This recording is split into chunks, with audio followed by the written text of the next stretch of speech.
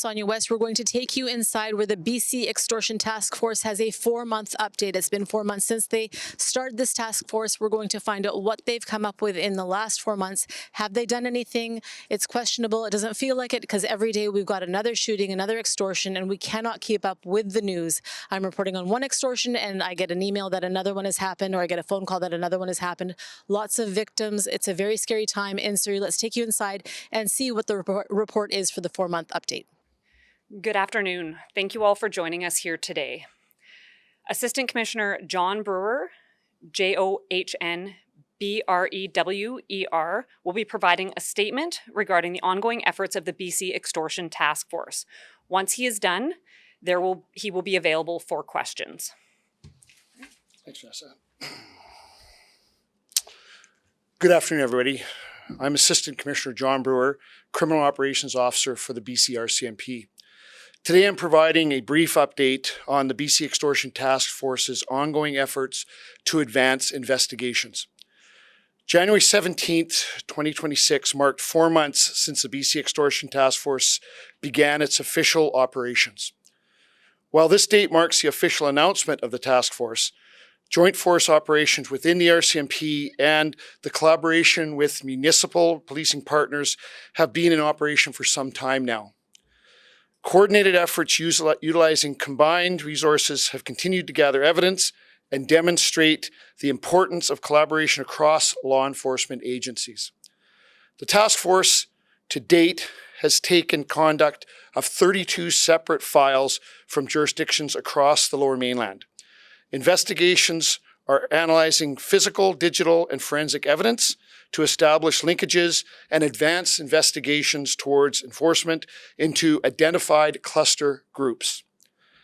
As new extortion-related files come in for initial response by police, each is assessed to determine whether it is connected to any of the ongoing previously identified series under investigation by the task force. Investigations continue to liaise with and provide support to local police of jurisdictions across the province. The task force is also working extensively with policing partners across Canada and supporting ongoing work of the Canada Border Services Agency to assess and enforce immigration violations. Additionally, the task force is also coordinating closely with the BC Prosecution Service, who is actively briefed on evidentiary gains and file status as the team works towards their final reports to Crown Counsel. Since the dedication of resources to the task force, investigators have been actively working to complete priority tasks and gather the evidence to advance investigations. Important evidentiary pieces require judicial authorizations to be lawfully secured. And the task force has obtained almost 100 judicial authorizations and executed multiple search warrants across the Lower Mainland, Southeast District of British Columbia, and into Alberta. Investigators have made arrests, conducted searches incidental to those arrests, and obtained statements to lawfully secure perishable evidence. In total, because of the task force investigative efforts to date, 7 individuals have been criminally charged. Concurrently, municipal policing partners have secured charges in some of their own respective investigations, both through independent investigations and through collaborative efforts gathering evidence with the task force. Extortion investigations are complex, and investigations and Crown prosecutors must rely on lawfully obtained evidence. Digital forensic evidence is also a key part to this, and we need to put those pieces of the puzzle together and then prove those charges. The task force understands this reality. It's unrelenting in its efforts. It's logged over 1,000 separate exhibits, plus hundreds of hours of CCTV in the quest for completing these investigations. The BC RCMP continues to lead the task force and drive investigations with our municipal partners because public safety remains our top priority. All our investigations remain active, with our efforts extending beyond provincial boundaries through close collaboration with policing partners nationwide. Additionally, the RCMP provincially and locally surge resources into areas for deployment under strategic basis using intelligence-led approach to support the local police of jurisdiction. This evidence-led increase in police resources has ensured that additional tactical resources have more presence in those identified areas. CBSA is an integral part of the BC Extortion Task Force. In delivering on its public safety mandate, the CBSA works with law enforcement partners to rid Canada of foreign criminals who have no right to be here. As of January 20th, in support of the BC Extortion Task Force, the CBSA's Pacific region is investigating 111 foreign nationals who may be inadmissible for Immigration and Refugee Protection Act related offences. So far, 9 of these individuals have been removed from Canada. The CBSA's decisive enforcement action is balanced with the rights of individuals under the Canadian Charter of Rights and Freedoms.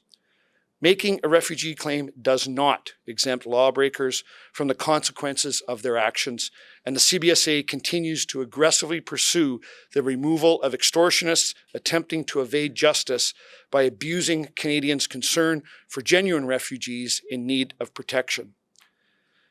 Municipal policing partners across the province continue to lead their own investigations, establish their own dedicated project teams in advance of their work, and address issues within their respective communities. The task force has been liaising with policing partners and working with the BC RCMP National Coordination and Support Team to deconflict and information share across the country. Please know that we're moving each investigation forward to ensure those responsible are held accountable. We understand that the communities share concerns on what's going on with these extortions, especially in light of the uptick of recent extortions and shootings in the new year. Anytime shots are fired or violence is threatened, or it creates fear and uncertainty within the community.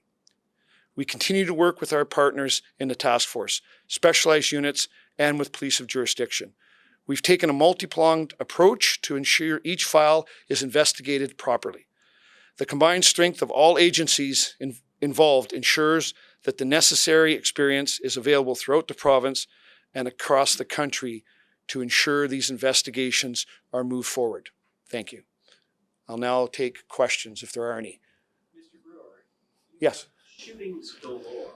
You have people arming themselves because they feel the police can't protect them. Have you lost control of public safety in Surrey? Yeah, so I'll first say using a phrase like shootings galore, I think is unnecessary. No, I'll just say it's unnecessary. No, it's not every day. There are shootings, but you're conflating, shootings with extortion-related shootings, and I'm talking about extortions. But I will tell you, to say that there's shooting galore, there's shootings every day, to say that part without then saying the advances we've made in these investigations, without talking to people that we've worked with to make arrests, I think unnecessarily causes angst in the community. I know people are upset. I know people are scared. My job here is to assure them that every police officer in this province, and especially in the Lower Mainland and part of this task force, is working around the clock to ensure their safety. So I would say to everybody here, there's not a crisis. A crisis is what's happening out there with drug overdoses. That's a crisis. People are dying. This is a threat to public safety, absolutely, and I take it very seriously. But please, the police here are working hard. They work around the clock. They worked over the holidays to get this done.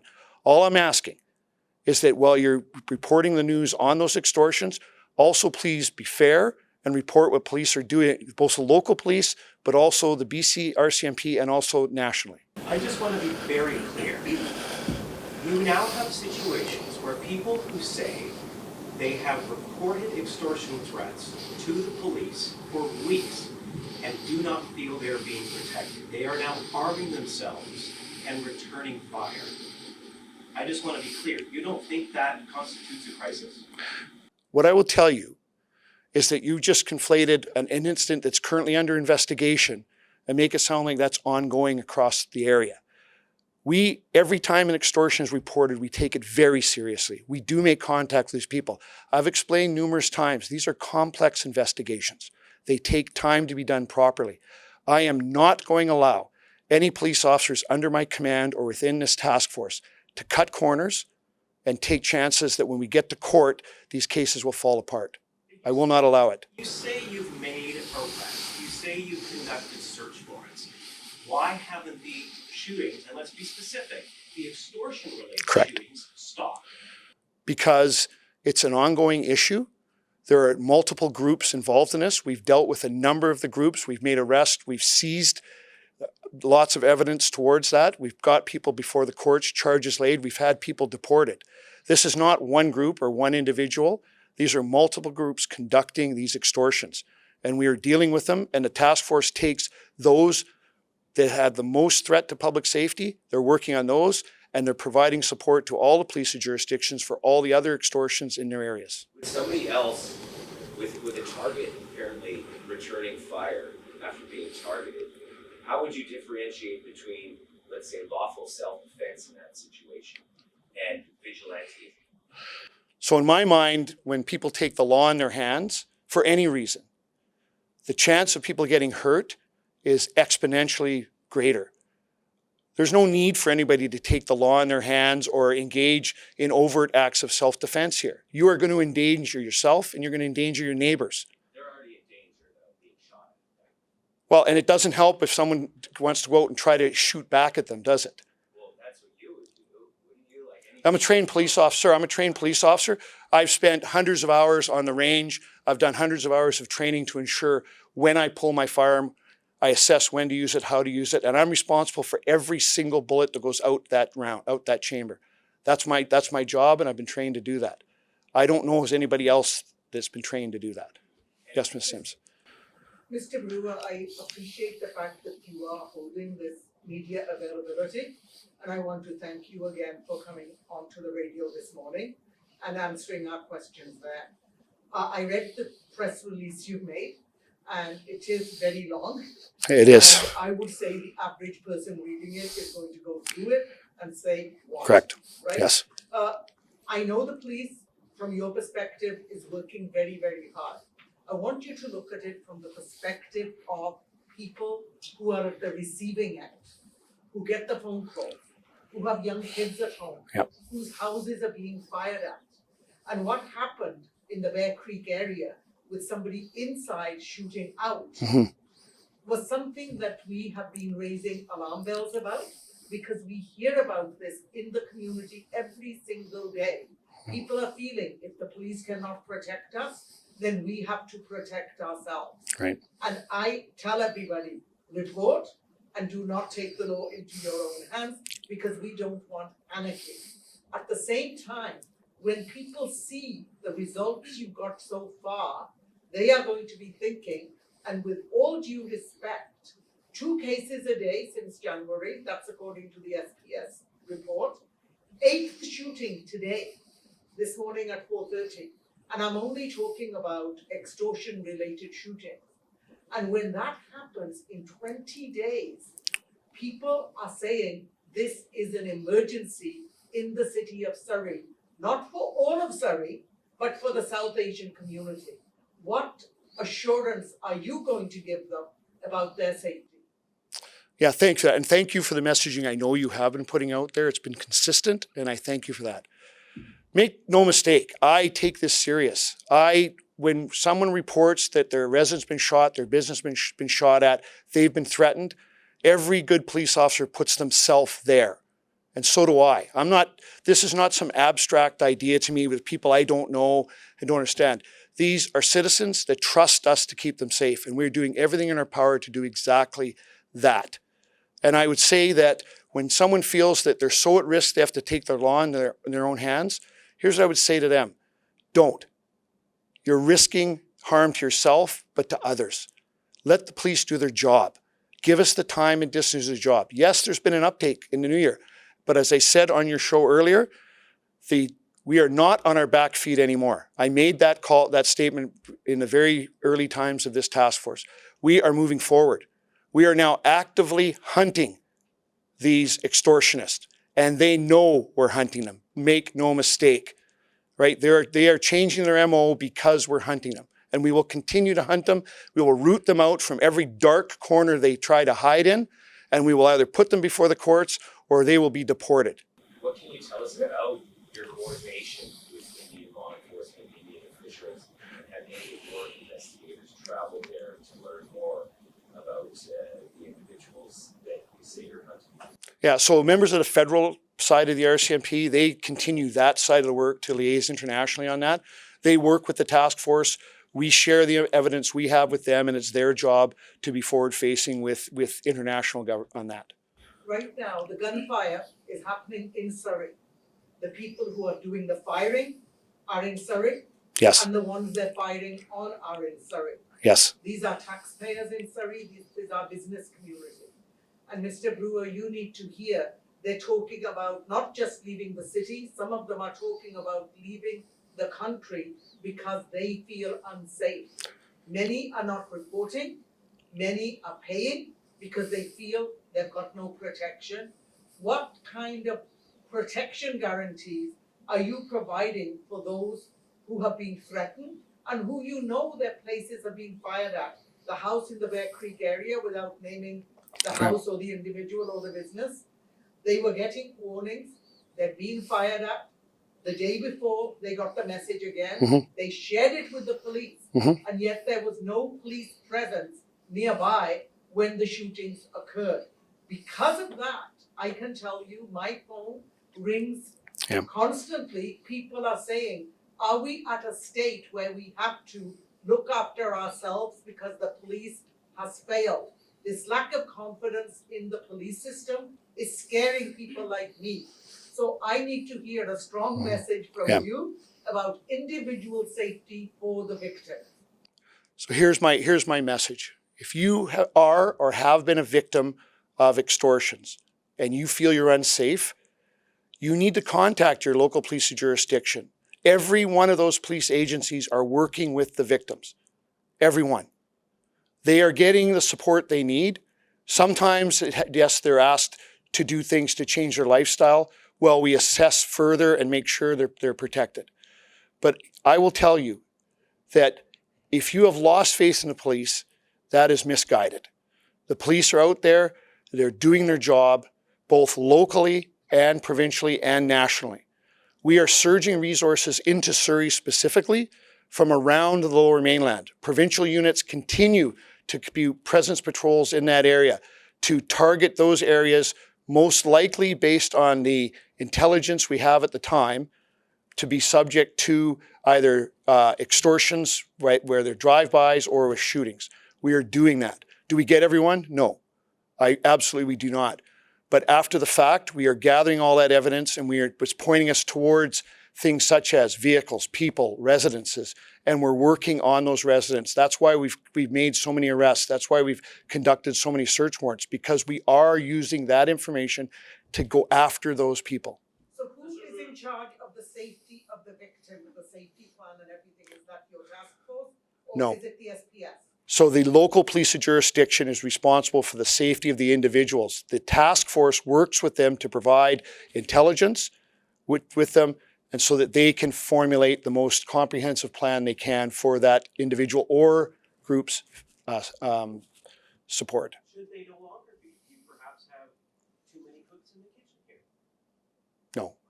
No, we have a very clear plan here. The police of jurisdiction, they handle the initial front-facing, and then they deal with the actual victims in their communities, because they are best suited to deal with individuals and issues within their community at that level.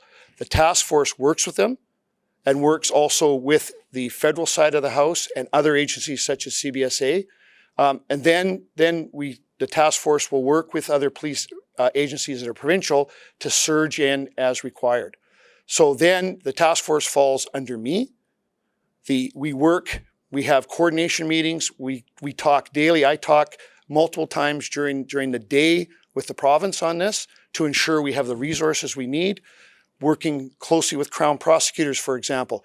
That relationship has moved miles since we started the task force, because now we have prosecutors that are well-versed in extortions. Our police officer investigators work closely with them. That has worked, and we've got more files forward for charge approval than we would have at any other time that I've seen in my career because of that close working relationship and the effort that Crown has put in, plus the resources that the province has put in. Not just money, but the province has worked hard working with the federal government as well, but also to ensure that the provincial police service has the resources they need to move into those communities. We heard from many residents and business owners who consider this to be a crisis. When will police consider this to be a crisis? What I meant to say with that, we take it very serious, as we do with all threats to public safety. But what I'm saying here is, we tend to conflate the word crisis. And when that doesn't mean to the individual it's not serious, and it doesn't mean to the police it's not serious. But you've got a lot of people out there now that are so afraid that they are considering taking the law into their own hands, and that cannot happen. Whose fault is that? I don't know whose fault would that be. Do you think it's the media's fault? No, Sounds like you do. I didn't say that. What I said is we all have to work together here to ensure the public that the police, government, the media, high-ranking people in the community are doing everything they can to ensure that this issue is being dealt with in the most expedient manner and so we can get an end to it. That's the key here, right? We can flood police officer every corner for how long? And then we walk away, it'll start up again. We have to root this out. And so, yes, I would ask that the police are working closely with community members, working closely with government, and we are working closely with media, and we need to continue to do that. Mr. Brewer, except for the 7 arrests and charges, one of the frustrations is, aside from those arrests and charges, there's no new information that's coming out. Has the task force learned anything new in the last couple of months? Is there any patterns, anything new that you can share with us that people can maybe take solace from and say, okay, maybe these guys have got a grip on this? So we have released information that is new. We've talked about the fact that the task force itself has moved into Alberta to work closely with police partners in Alberta. We've made arrest and executed search warrants in Alberta. That means that these extortionists can't leave BC and hide and have an area to regroup. We go and we follow them into there and work with our Alberta counterparts to deal with them there. We work with our counterparts in Ontario, right? And so you want new information is yes, we are working closely on shared targets in those areas. So these people, these extortionists move across the country, and now we are following them and our counterparts are following them back. There's no place for them to hide. We have investigative techniques we're working on right now that are making great headway as well in identifying these groups and who's controlling them. And as I said, I'm not prepared to give out specific information on investigations because we got to get those packages to the court. And also the techniques that we're using, I don't want them to know until we get them before the courts. Is there a time frame that people should be looking at, maybe within the next few months, there will be more charges, more arrests? There are arrests and there's charges going forward, not weekly, but certainly we have another tranche of authorizations and search warrants we're working on right now. I can say that. But also we do have a number of files with Crown that we're just finalizing to get charges laid. And again, let's not forget the number of investigations and people deported that CBSA has been working on. That's unique. That started here with us, with our combined task force to bring in a federal partner to really cause more issues for these extortionists. So when we find them, people that shouldn't be in the country, have overstayed their visa or have breached their visa, they are going to be sent out of the country. So first of all, thank you for what you're doing because I couldn't stand in the line of fire. And although it's easy for us to criticize you because we want results, there's a lot of things you're doing behind the scenes that we are still going to find out. So thank you for your hard work. However, we are terrified. Yep. When you say it's not a crisis or it doesn't feel like a crisis to us, it does feel like that. But can you make one thing clear? It feels like it's a very Robin Hood type of crime right now, where it's like they're looking at the people that are doing the wrong things. I've listened to some of the extortion calls. And things they're talking about the things that they've done against the community. So, for example, they referenced LMIs being sold. They referenced underage girls being used in a certain way. These types of criminal activity that they're kind of being vigilantes themselves and trying to take them out. What would you say about that? That's my first question. And then the 7 people that you charged and arrested, where are they now? And were they actually from India or were they Canadian citizens? And then the 9 that you sent out of the country, were they extortion related? Can you speak to all of that? Yeah, thank you. Okay, so first I'll start with the last question first. So there have been people charged that were both Canadian citizens, but also some that were non-Canadian citizens. The people that have been deported by CBSA, they were some were from India, absolutely. Some were from elsewhere. I don't have those exact numbers and destinations where they're from. The part for the first question. Sorry, can you say it again? Yeah, so sorry, yes. So some are in custody as we speak, and some have been released on conditions. But yeah, so it's a mix as is normal within our system. You can't keep them when they're charged and you release them back out to the public so that they can do what? Well, so they're on very strict conditions. We check on them constantly. That's part of the role of both local POJ and the task force to make sure they're abiding by those conditions. That's the process we have. That's the laws we have, and we will follow those laws. It's kind of like up to Crown to expedite things so that they can remain in custody or be charged and kept in prison. Correct. Yeah. Has the task force taken over any of the 8 shootings in Surrey this year, 2026? Any of those 8 investigations? Yeah, so I know not specific to the SPS files, but certainly with the SPOSU files, we have taken over those investigations because they are linked to some of the ones we're already working on. So yes, we have. Have suspects been identified in any of those investigations? We have a number of suspects identified across the board. Absolutely, we have. And we're working on them, again, trying to get enough information so that we can get that evidence before Crown and get them before the courts. Yes. Yes. Yes. Thank you for that. Yeah, so initially, yeah, so no. So initially, yes, they were targeting people that would, I would say, be working on the fringes of the law.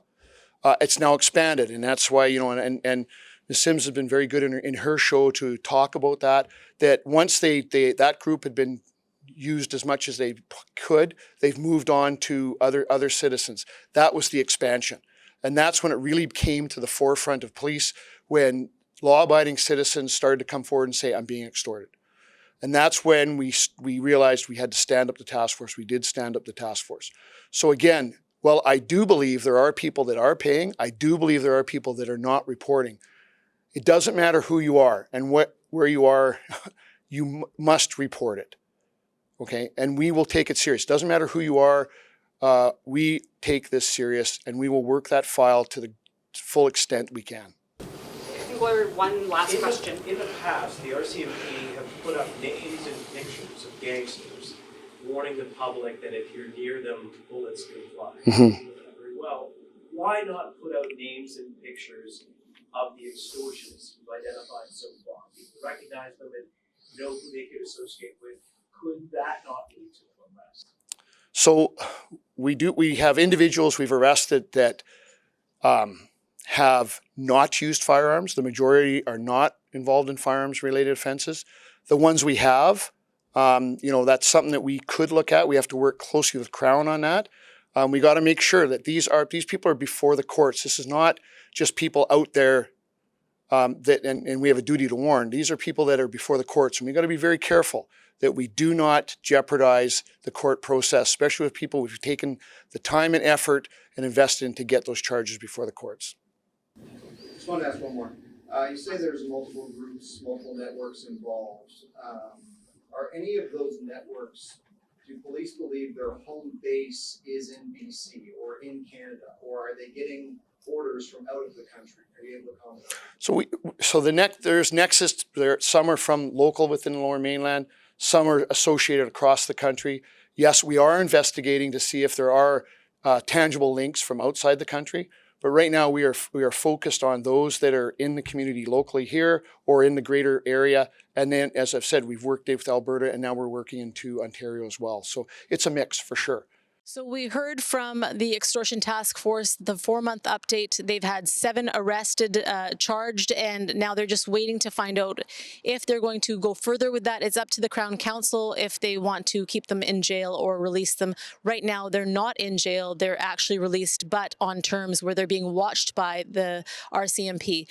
There was 9 others that were sent out of the country, and they were extortion related as well. So the task force, combined forces, all of them, are working together to make Surrey safer. It's taking some time. They did update us that there's connections to people in Alberta, people in Ontario. So it's not just Surrey or British Columbia. It's this province, it's the next province over, and a few provinces down. So it's Canada-wide, basically. It seems to be a few different groups, not just one group. I did ask the question about it being a Robin Hood type of crime, whereas they're targeting people that have done criminal activity. And they did say that, in fact, that was the case originally, but now they are targeting common people who have nothing, no ill will or no criminal activity in their past.